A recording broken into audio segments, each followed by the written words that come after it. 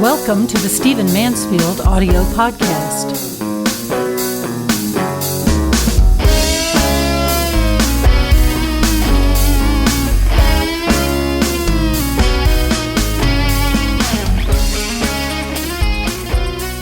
Well, welcome to the Stephen Mansfield podcast. Great to have you joining me.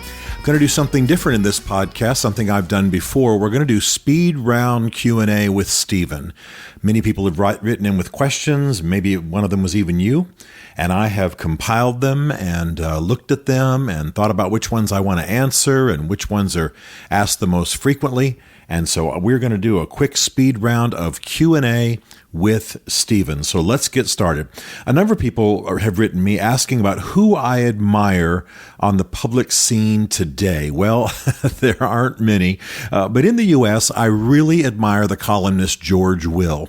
Part of the reason is that he writes so brilliantly and so incisively. He's a consistent libertarian conservative, but also because he had the courage to leave the Republican Party when he simply couldn't hang in any longer. And even though I don't necessarily advocate that approach for everyone, I admire his courage. I admire his principles. I admire his resolve.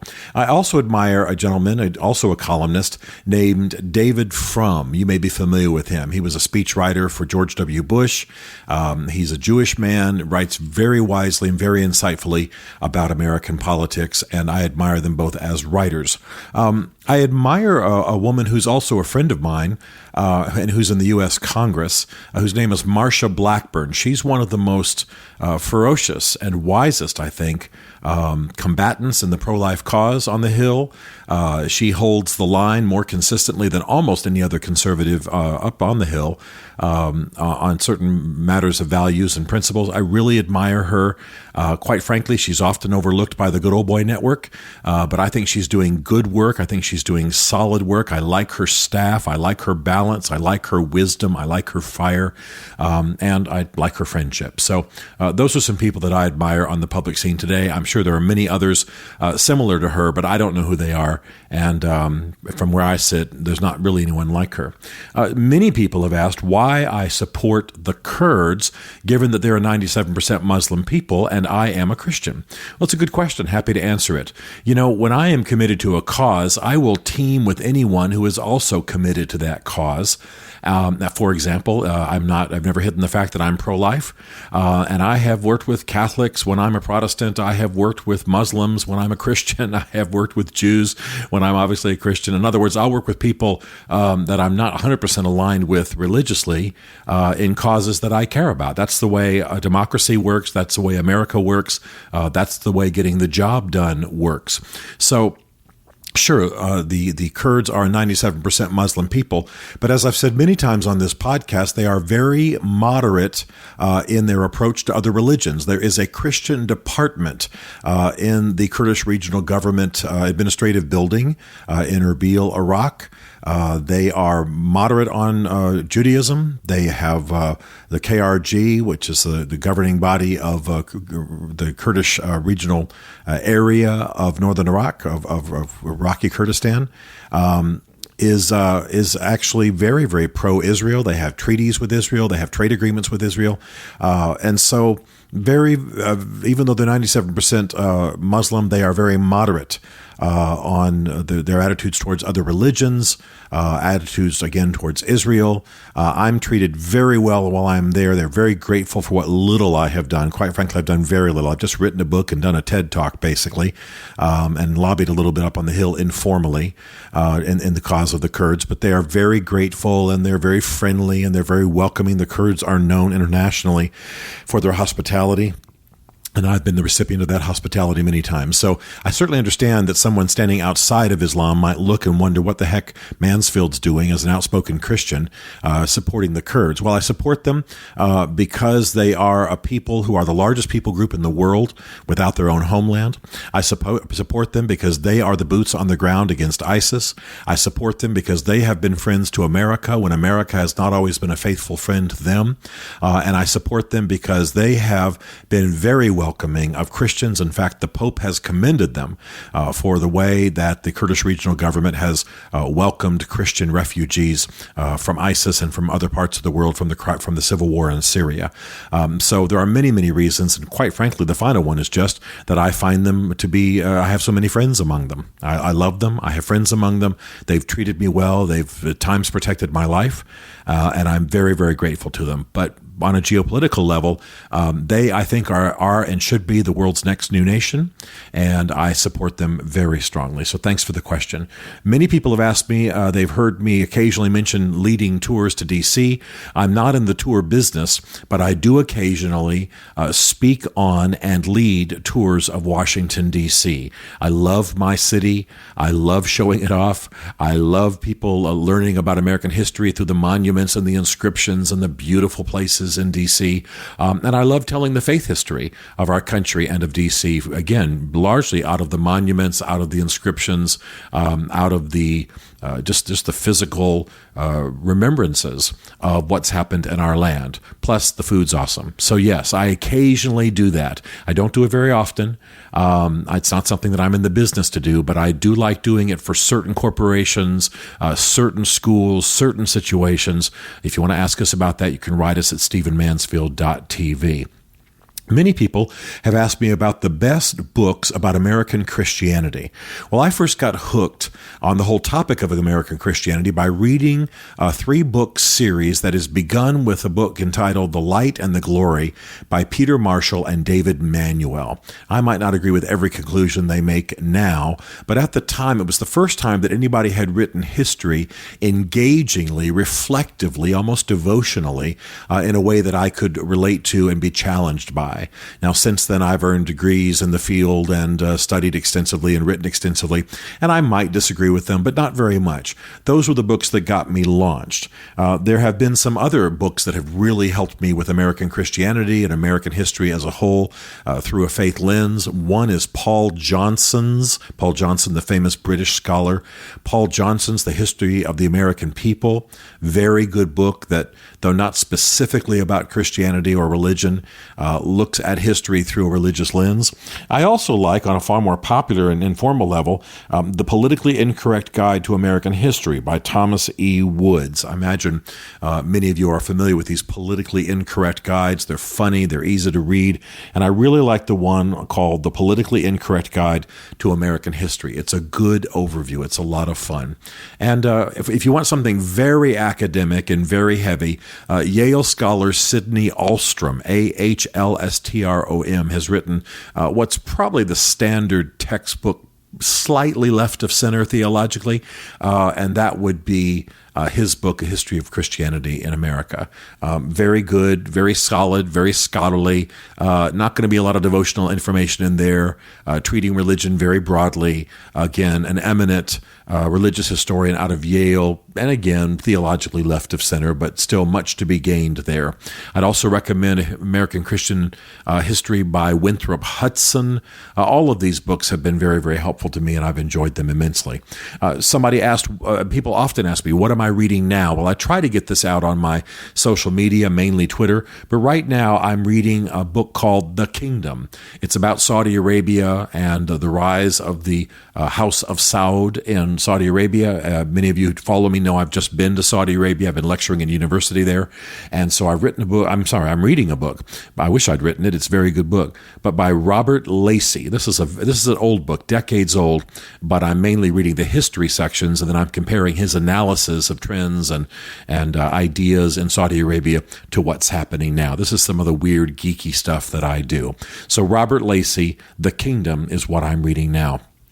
A number of people, a number of men who have read my Mansfield's Book of Manly Men have challenged me about what I'm doing physically to challenge myself. In that book, I said, look, if you see me in an airport, if you meet me, ask me what I'm doing, challenge me, because I live very much a office chair, limo, airplane, hotel room kind of life, and doing things that challenge me and having a little bit of the wild in my life is not easy.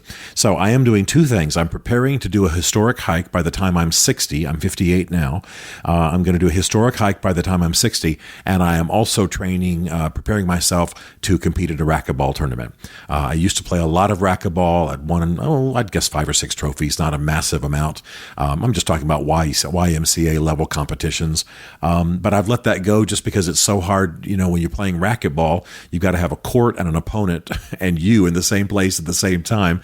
And in the last decade, I've been very much on the move, but it hasn't been good for me physically. It hasn't been good for my soul. And I appreciate the challenge, but I'm planning to do a historic hike of some kind, hike from London to Scotland, somewhere in Scotland, maybe Edinburgh, hike the Trail of Tears, hike the Appalachian Trail, although that's not really the kind of hiking that I like, hike a distance in Israel, something like that. I'm going to figure it out. Maybe I'll just go up Masada. But anyway, I'm getting in shape for a historic hike, and I'm going to play in a racquetball tournament. Quite a few people asked me about some reading regarding Celtic theology. I'd mentioned Celtic theology a lot. I mentioned that that's my main theology. Celtic theology is simply Christianity that was sort of that percolated in the British Isles before the Synod of Whitby in the mid 600s AD. And it's not real. It's a little bit what you might associate with Roman Catholic, but it has a strongly Celtic flavor.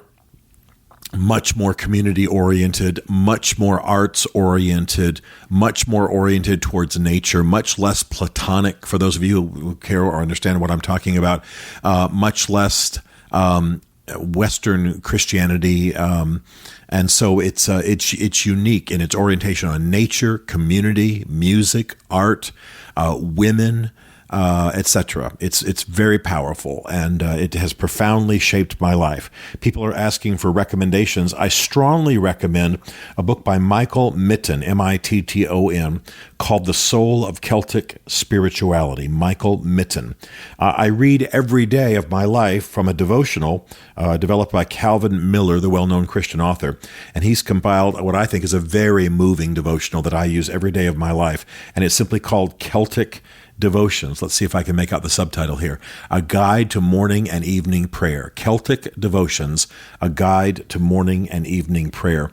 And there are many books I would recommend, but one of them I strongly recommend is The Celtic Way of Evangelism by George G. Hunter III.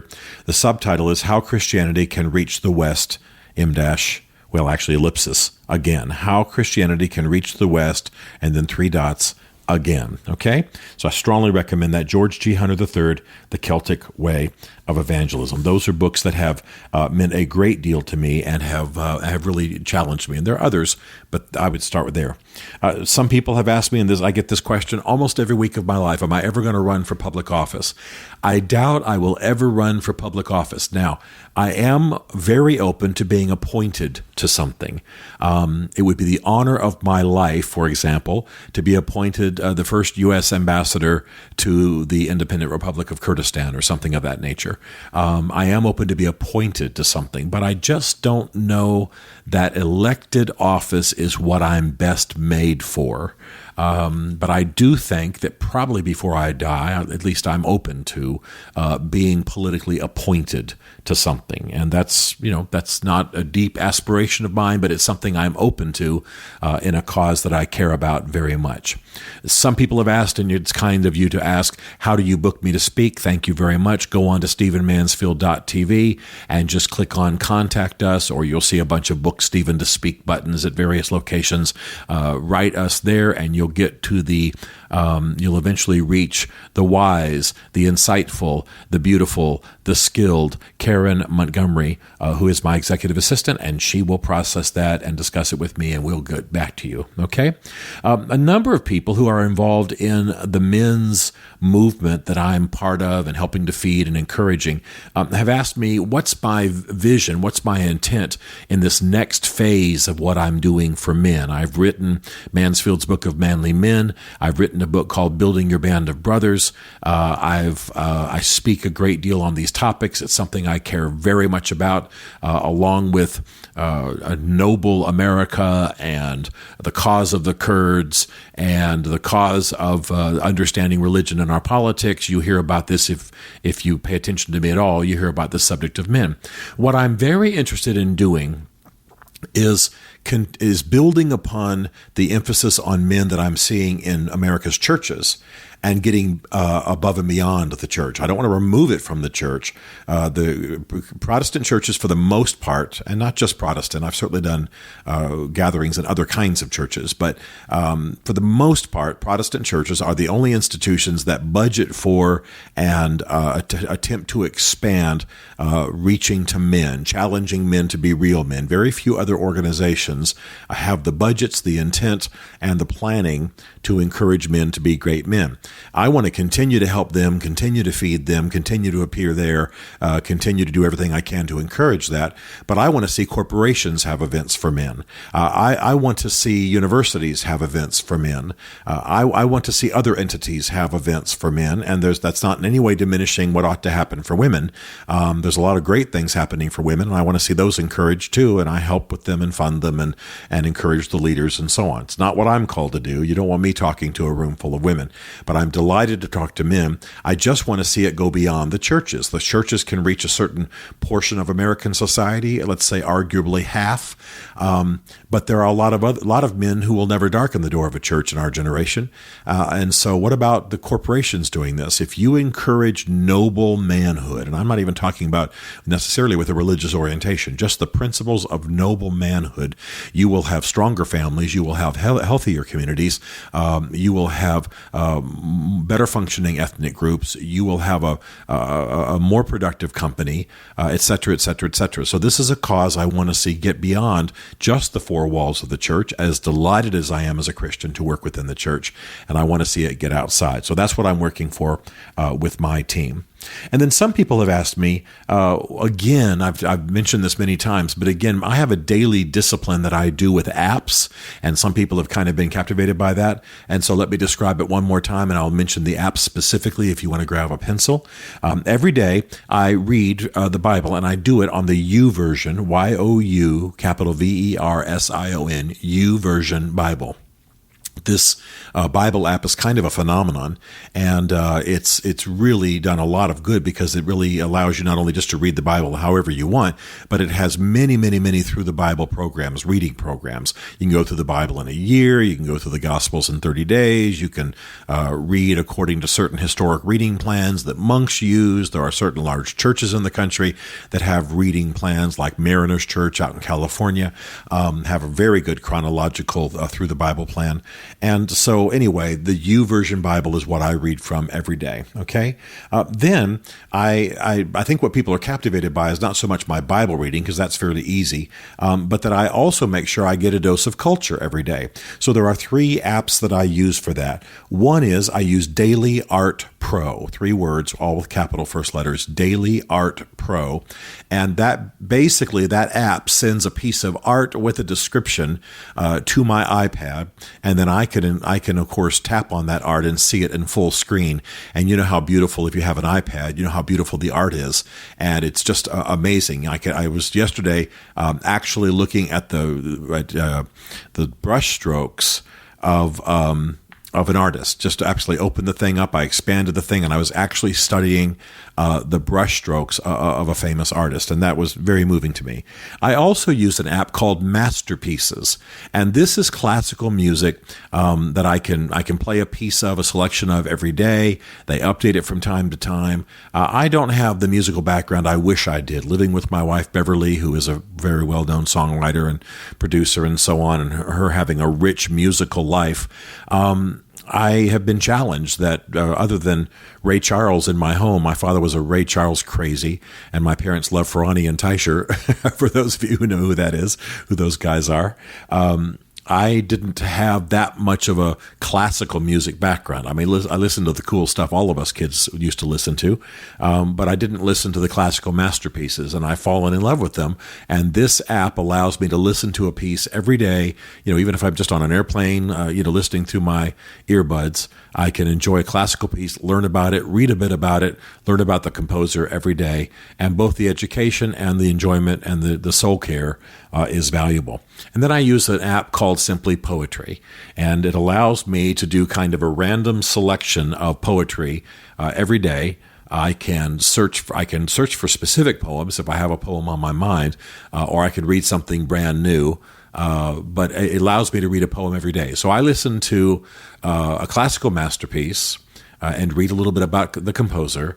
I look at beautiful art and read a little bit about the painter or the artist, and I read a piece of poetry every day in addition to reading scripture. And that, I decided long ago that rather than promise myself that I would one day take a tour of the great museums of Europe or something, which happens in bits and pieces all the time as I go about my travels, that better was just to do a little bit, an incremental amount every day, and I would learn more, I would know more, I would be richer, my soul would be more informed and shaped by great art, and I would be a bit more aware in the world of the beauty around me.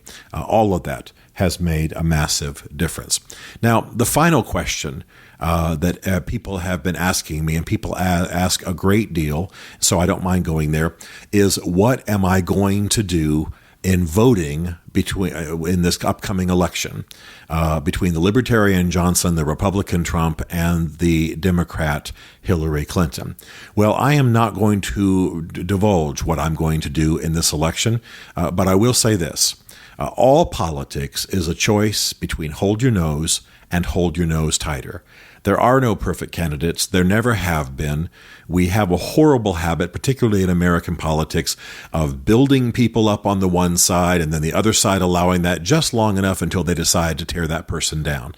I admire Ronald Reagan. He was flawed. I admire George W. Bush. He was flawed. There are things to admire about Bill Clinton. He was flawed. There are things to admire about Barack Obama. He's flawed. So all of our politicians, local and otherwise, are flawed.